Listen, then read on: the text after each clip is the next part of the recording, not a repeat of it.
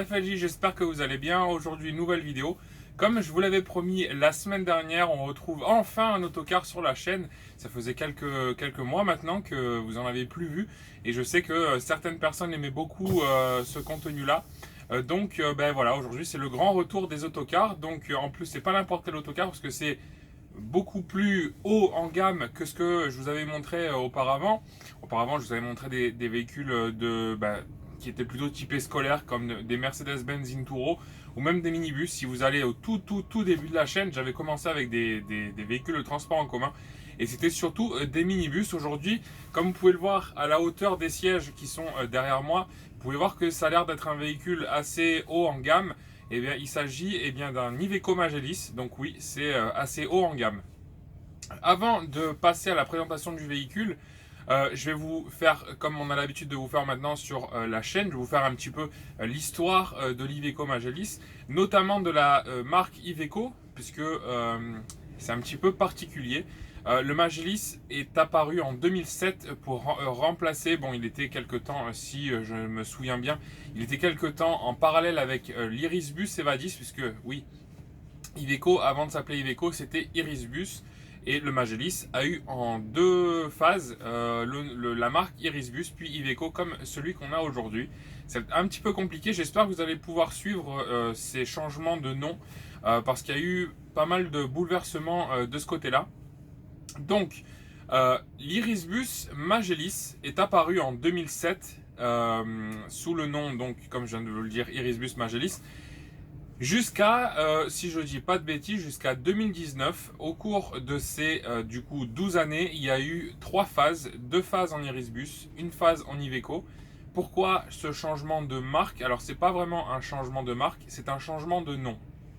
Puisqu'au début des années 2000, les autocars Renault ainsi que les autocars Iveco ont fusionné afin de former la marque Irisbus. Ils ont aussi mis dans tout ce packaging là, et ils ont mis la marque Karosa, si je dis pas de bêtises, qui était une marque tchèque. Donc tout ça, toutes ces fusions ont formé une seule et unique marque, c'est la marque Irisbus.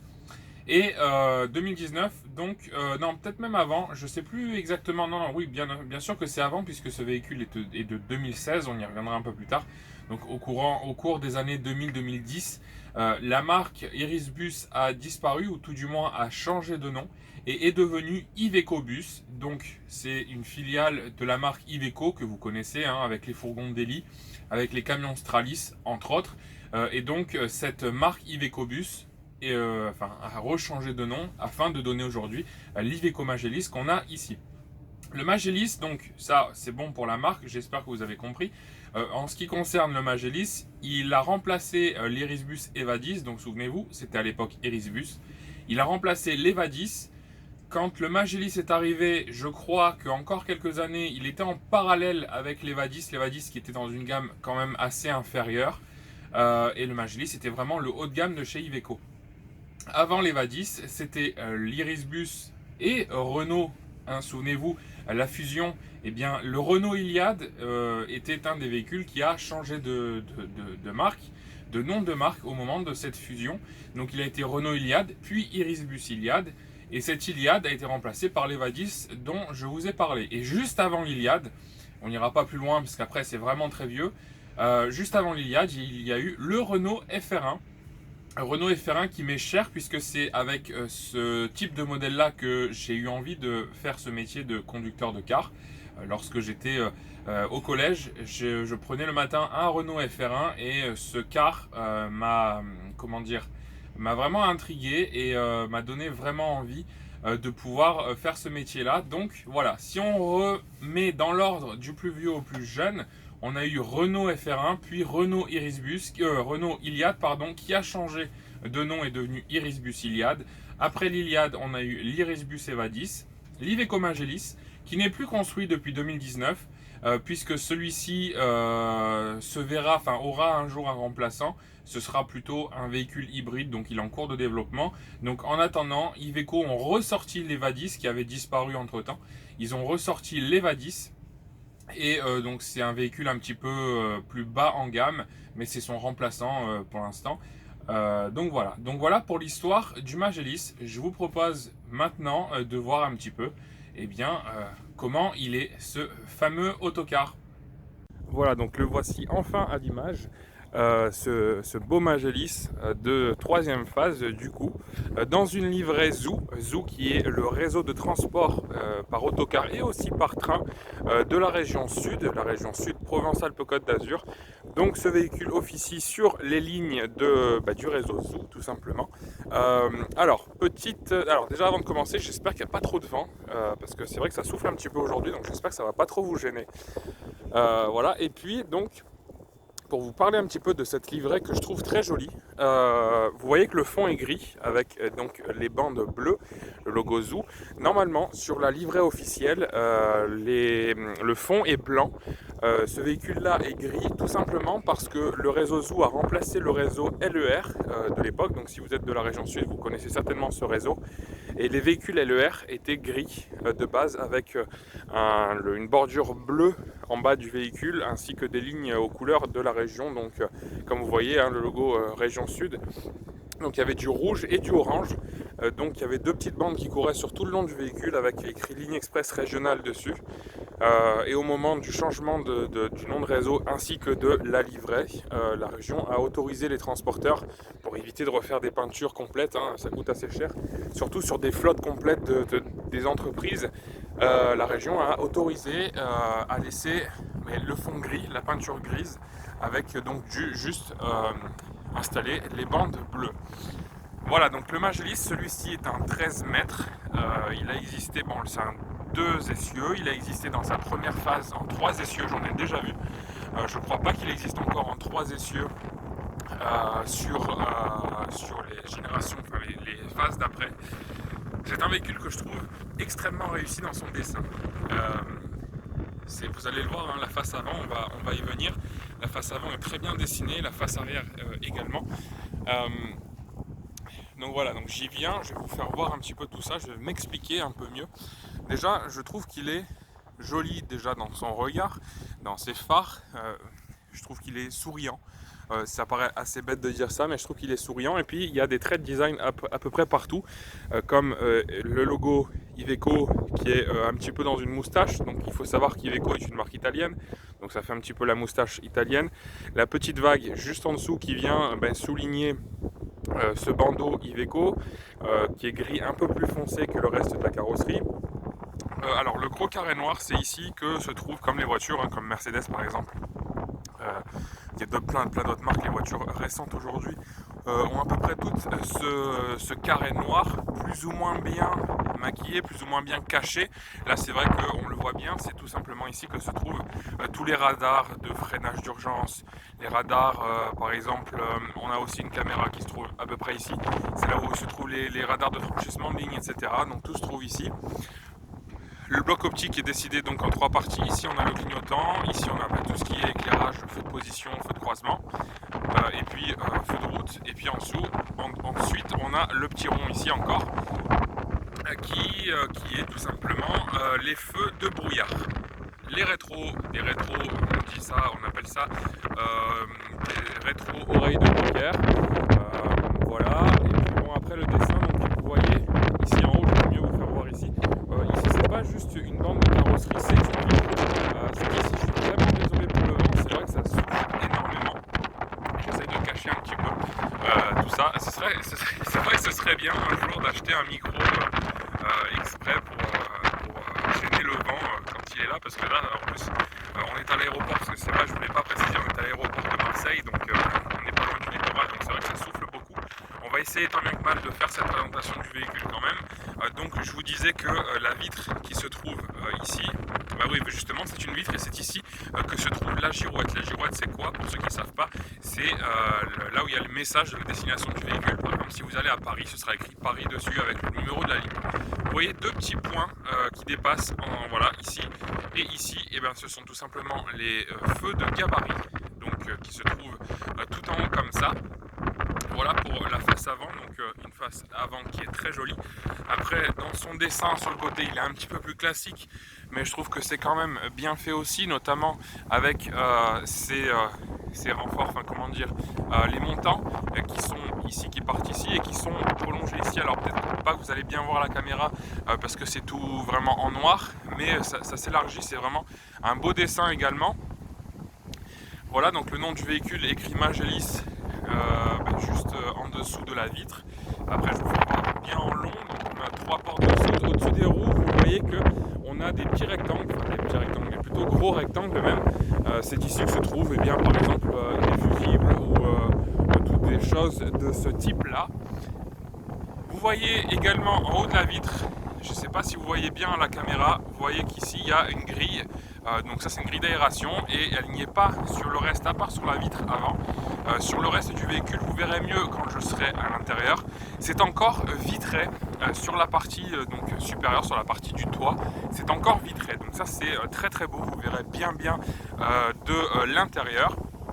Et puis là on arrive, je pense peut-être, enfin en tout cas avec la partie avant, on arrive aussi à une partie que j'aime bien, où c'est bien dessiné également. Donc la vitre en haut, vous voyez aussi qu'on a donc cette partie noire avec la partie grise.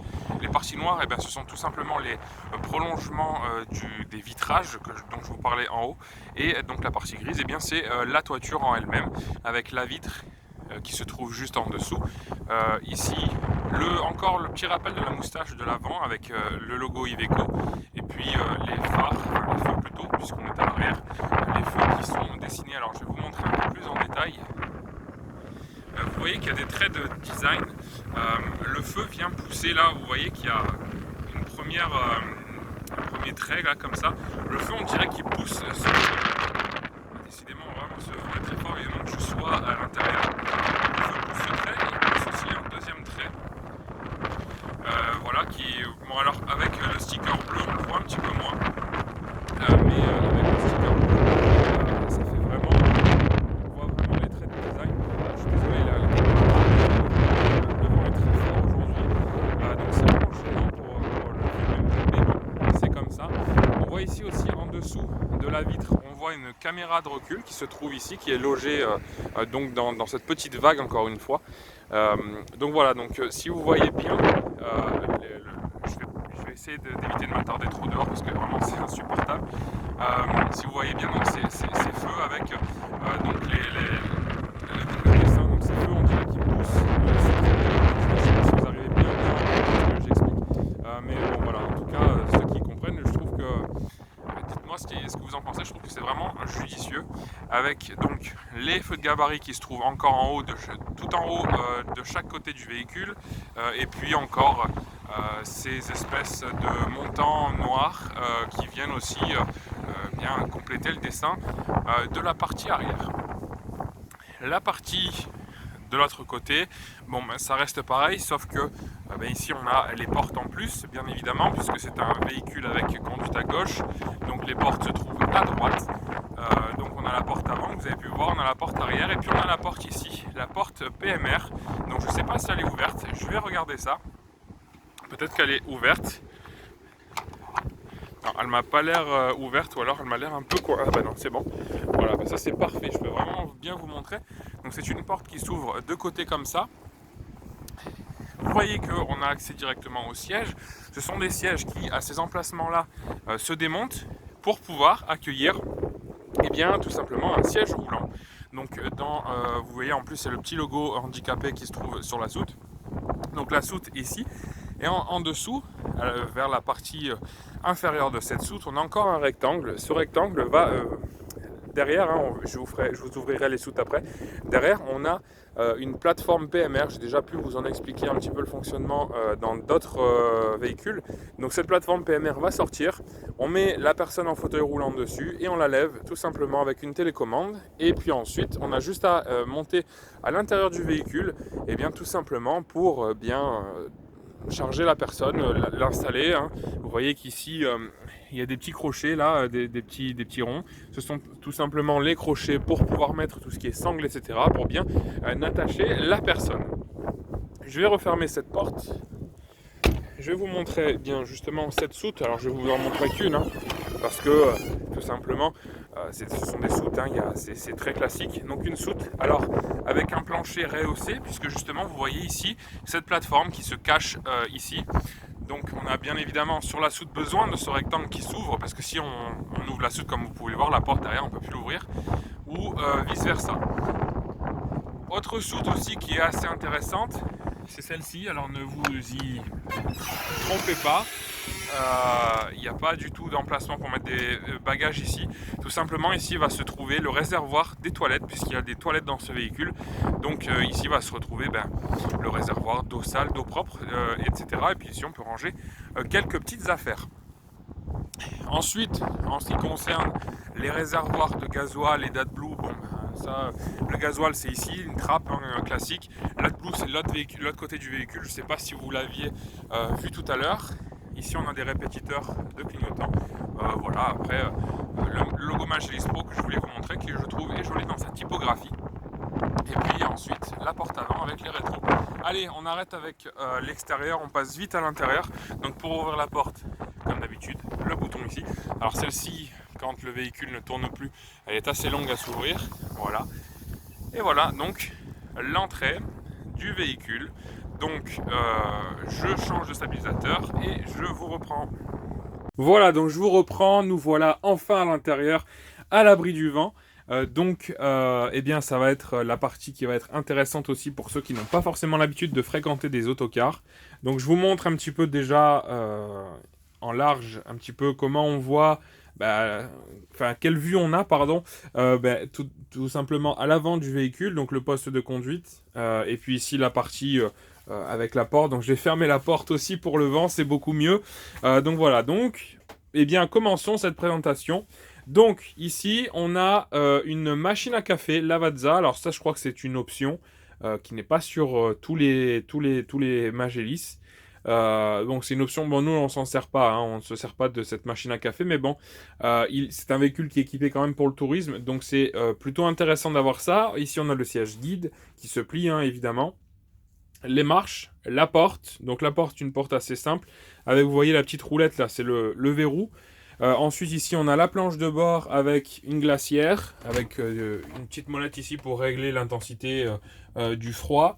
Donc la glacière qui est quand même assez profonde. Donc ça c'est encore un point important. Je vais vous expliquer après tout le panel de toutes les touches après.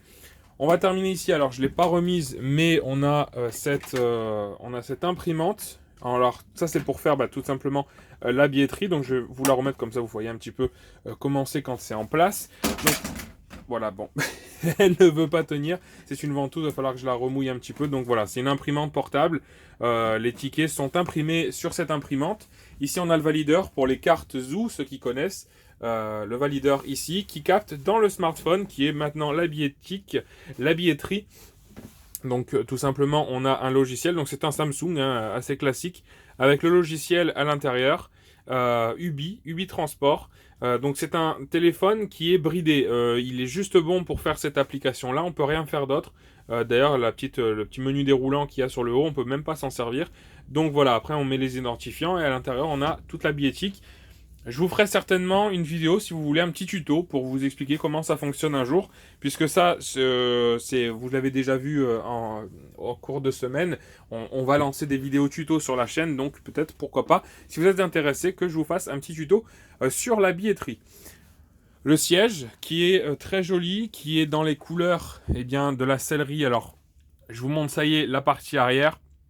Je trouve que la sellerie, le tapis, etc., je trouve que c'est vraiment magnifique. Il a vraiment un intérieur très très beau ce véhicule.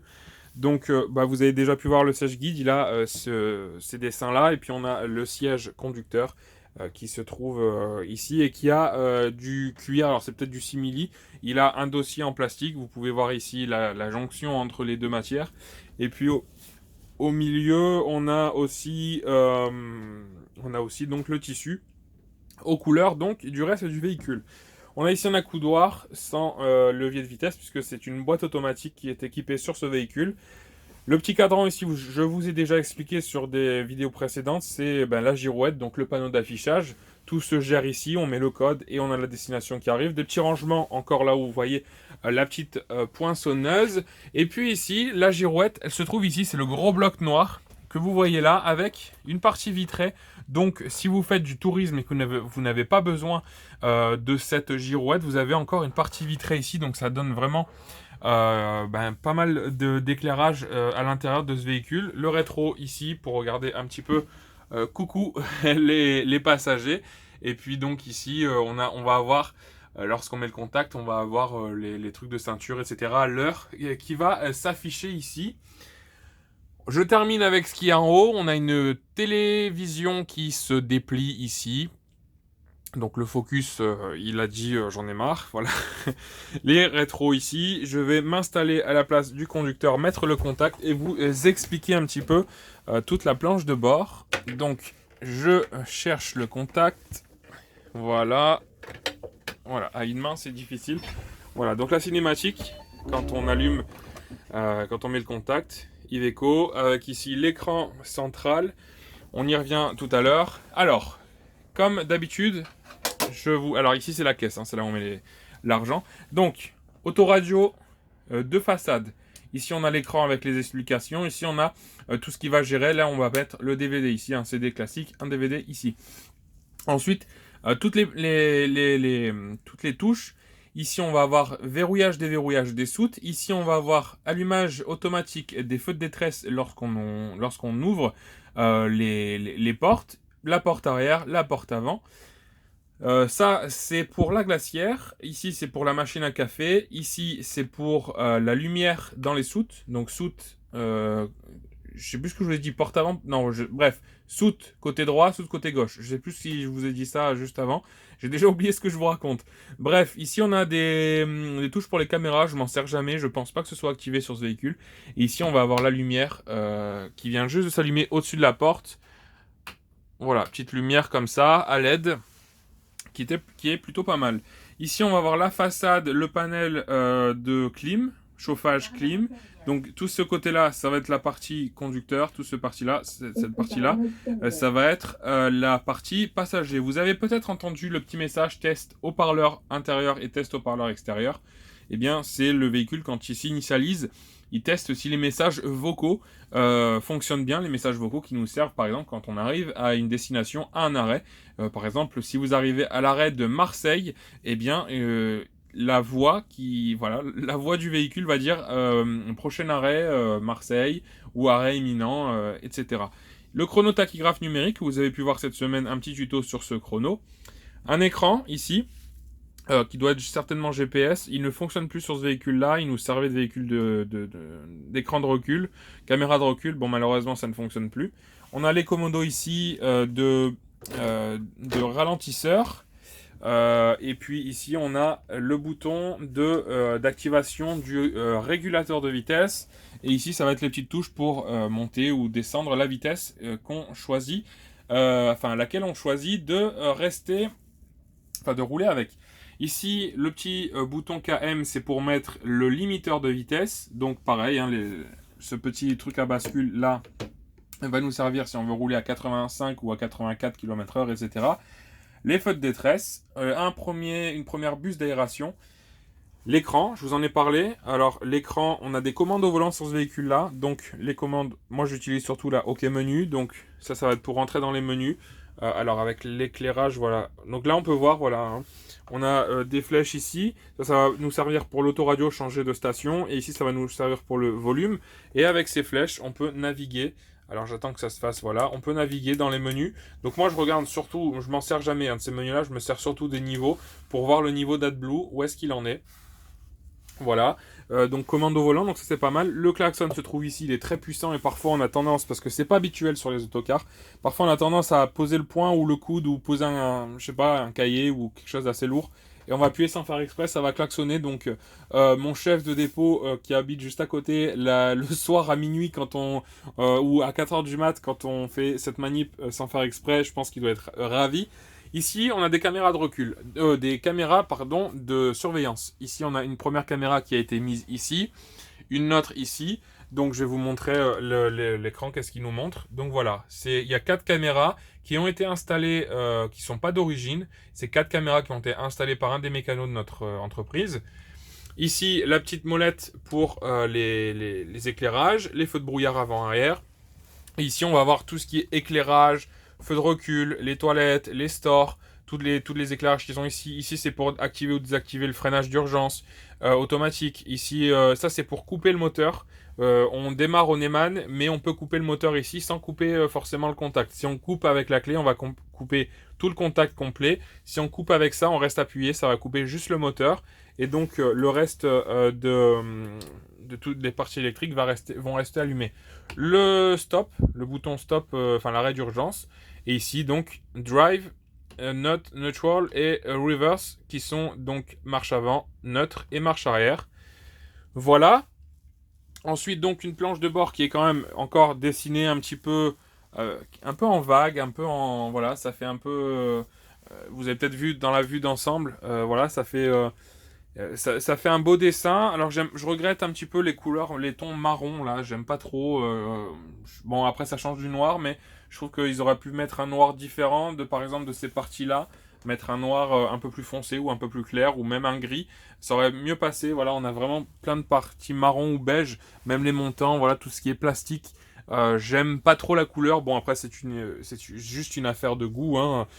Donc voilà. Et puis ensuite, on a encore des petits rangements, une prise 12 volts. Ici, donc, tout ce qui est les plombs pour l'éthylotest. L'éthylotest qui se cache ici.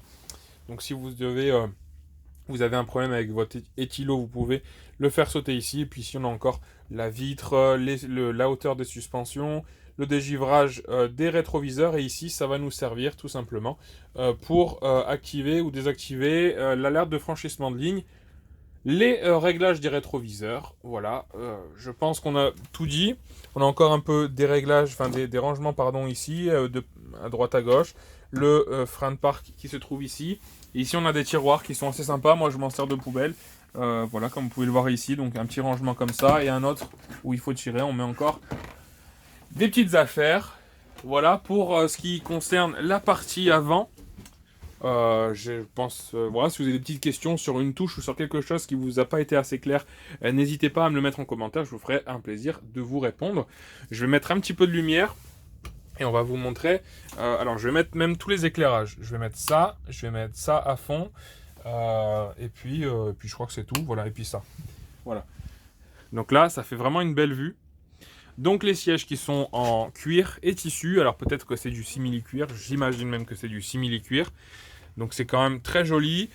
Un sol, un tapis qui est très beau aussi, qui est bien dessiné. On retrouve sur la cabine des toilettes encore ce fameux tissu un petit peu en triangle, un petit peu rayé. Une télé qui va venir ici encore une fois, coucou les caméras, qui va venir ici se déplier quand on va activer tout ça. Les rangements, les porte-bagages. Et donc, ce que je vous parlais tout à l'heure, les parties vitrées, que je trouve très très belles. Voilà, donc elles viennent tout le long comme ça. Donc on a les porte-bagages qui se trouvent ici, et encore une petite place, ici, voilà, pour la belle vue. Voilà, hein, donc avant-arrière. Donc ça, je trouve que c'est vraiment chouette, c'est vraiment très beau, ça apporte beaucoup de luminosité au véhicule. Donc ça, c'est très très bien, très réussi. Bon, après, voilà, hein, c'est des sièges classiques avec toujours les petits plafonniers, l'appel de l'hôtesse, les lumières, etc., les ventilations. Des beaux sièges avec accoudoir central, accoudoir, ça aussi c'est très beau, un peu en carbone, effet carbone. Donc accoudoir sur les côtés, et puis l'effet carbone on le retrouve aussi sur les poignées à l'arrière des sièges. Donc ça c'est très beau. On a tablette, et puis on a repose-pied, hein, tout simplement comme ça. Repose-pied, et puis le petit filet pour mettre votre magazine. Les toilettes, je vous ai jamais montré des toilettes de car, et bien aujourd'hui c'est l'occasion. Donc on ouvre, je les ai laissés verrouiller, je vais aller les déverrouiller. Que dire de plus ici, les trappes de secours sur la toiture sont en verre. Donc c'est vraiment un véhicule qui est très, très tourné vers la luminosité. Et puis la touche de toilette qui est ici, donc ces toilettes étaient verrouillées. Là ils sont déverrouillés, donc on y retourne. Voilà, je trouve que c'est un... Voilà, ici aussi, regardez cette petite arche là, c'est vraiment très beau. Il y a beaucoup de dessins, alors c'est du plastique de merde, hein, c'est du plastique dur. Mais voilà, c'est vraiment un véhicule qui est très très bien dessiné, aussi bien l'arrière, enfin l'extérieur que l'intérieur, pardon. Voilà, des toilettes classiques, mais très bien équipées. Avec la petite poubelle, le petit évier ici, Le porte-savon ici, le distributeur de savon. Ici, on voit le papier toilette qui a un petit rangement là aussi. C'est très exigu, c'est pas très spacieux, hein, mais je vous rassure, les prochains quarts que vous verrez, c'est bien pire. Et puis voilà, des petits rangements ici, les deux petits rangements là-bas. Voilà, je pense que on a tout dit. Alors, sur la planche de bord, pour revenir à ça, l'autoradio, je trouve que c'est assez bizarre. Il est assez excentré par rapport au conducteur. C'est juste voilà, dans le design, voilà, ils ont fait ça. Bon, c'est une petite particularité, mais bon, rien de plus. Bon, eh bien les amis, je pense qu'on s'est tout dit à propos de cette Iveco Magélis. J'espère que ça vous a plu, j'espère que vous êtes très contents d'avoir retrouvé les autocars sur la chaîne. C'est vrai que comme je l'ai dit en début de vidéo, ça faisait un petit moment qu'on n'en avait pas vu. Avant de terminer, avant de conclure, je vais vous montrer le compartiment moteur. Et puis voilà, je conclue maintenant, comme ça après vous voyez le moteur et on se dira au revoir. N'hésitez pas donc à nous suivre sur Facebook, Instagram, YouTube, RFLJ Autocollection, le groupe partage.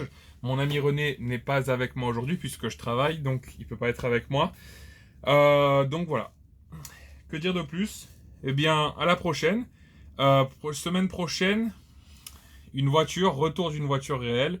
Et ce sera une voiture sportive. Je pense que ça va vous plaire. Allez, salut les copains. Je vous montre le moteur et on se dit bonne journée. Ciao tout le monde. Voilà donc ce fameux moteur avec tous les fluides, tous les liquides de comment dire, de refroidissement, liquide de direction. Voilà, donc tout ça, ça se trouve bien compacté à l'intérieur de ce compartiment moteur. Donc voilà, un gros moteur. Je vais vous mettre une petite pastille pour vous dire le nombre de chevaux si j'arrive à le trouver. Sinon, s'il n'y a pas la pastille, c'est que j'ai pas trouvé. Voilà, donc c'est un moteur comme ça, très compact, un moteur qui est un petit peu mou quand même, mais puissant. C'est notamment la boîte de vitesse qui est vraiment affreuse sur ce véhicule malheureusement, qui fait que c'est un vélo. C'est vrai que c'est un beau vélo. Non, c'est un autocar qui est assez mou dans sa conduite, enfin, notamment dans les accélérations avec une boîte de vitesse qui est très très très lente. Donc ça aurait peut-être été mieux sur cette version-là. Une boîte de vitesse manuelle, mais bon, il y a le confort de la boîte auto au moins. Voilà, on se quitte comme je viens de vous le dire tout à l'heure. On se retrouve la semaine prochaine. J'espère que ça vous a plu et portez-vous bien d'ici là. Salut tout le monde.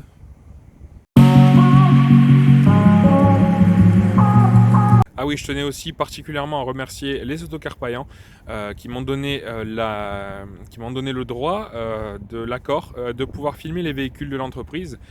Donc voilà, si vous avez besoin d'un devis ou quelque chose dans ce genre-là, n'hésitez surtout pas à appeler Autocar Payan Assisteront. Ils vous feront un plaisir de vous répondre. Salut tout le monde.